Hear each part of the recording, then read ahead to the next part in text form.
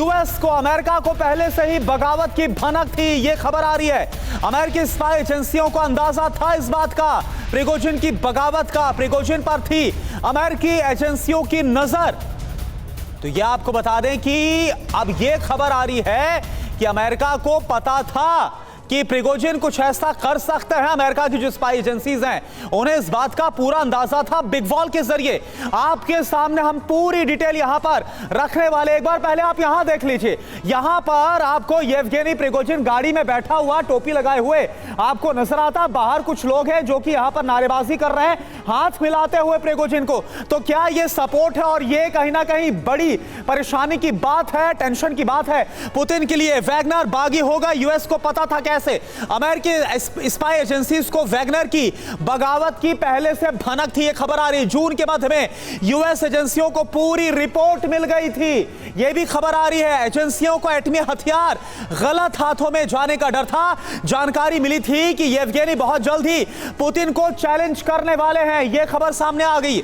सैन्य ठिकानों और संवेदनशील हथियारों पर कब्जे का इनपुट था। तो यह प्लानिंग थी प्रिगोजिन की और यह पता था अमेरिकी एजेंसियों को। वैगनर के रोस्टोव हेडक्वार्टर पर कब्जे से यूएस के इनपुट की पुष्टि भी होती है, जो कल आप देखिए आर्मी हेडक्वार्टर पर कब्जा भी कर लिया था।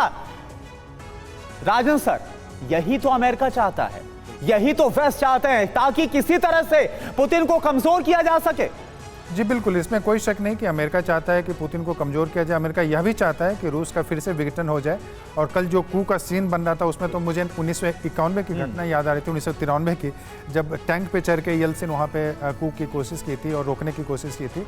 लेकिन मुझे लगता है कि अभी कू, ये तो हम लोग सब मान के चल रहे थे कि कू सक्सेसफुल नहीं होगा, लेकिन इसके क्या जो परिणाम होंगे वो बहुत ही कहना मुश्किल था, क्योंकि इसका परिणाम सीधा आर्मी पे पड़ेगा। कल के समय में जो आपके साथ लड़ाई कर रहे थे और आज आप इस पे वो गोलीबारी शुरू कर दे, तो आप ये समझिए कि आर्मी के क्या प्रोफेसर राजन, ये नहीं हो सकता कि जो वैगनर फोर्स ने आज बागी तेवर दिखाए, कल रमजान कादिरोव भी बोले कि मुझे भी क्रेडिट नहीं दिया गया, ह्यूमिलिएशन किया गया, तो क्या ऐसा नहीं हो सकता कि शिफ्ट हो जाए रिबेलियन? ये रशिया, मैं कादिरोव का हिस्ट्री बता दूं।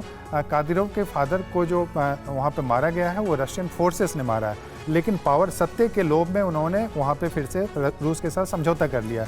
ये मत मार के चलिए कि कादिरोव बिल्कुल दिल से रूस को सपोर्ट करते हैं। चेचन्या में सेसेशन का भी माहौल रहा है और चेचन्या में जो इस्लामिक फोर्सेस हैं अभी भी काफ़ी रशियन फोर्सेस के विरोध में, लेकिन चूंकि उनको सत्ता में रहना तो इस तरह की बातें करते हैं। और ये मान के चलिए कि जो इनके जो फोर्सेस है वैगनर, उन फोर्सेस को वहाँ पे पब्लिक लेजिटिमेसी है, पब्लिक जानती है कि ये जाके इन्होंने बाखमुंद को कब्जा किया। और वो लोकप्रियता है लोगों के बीच में। बिल्कुल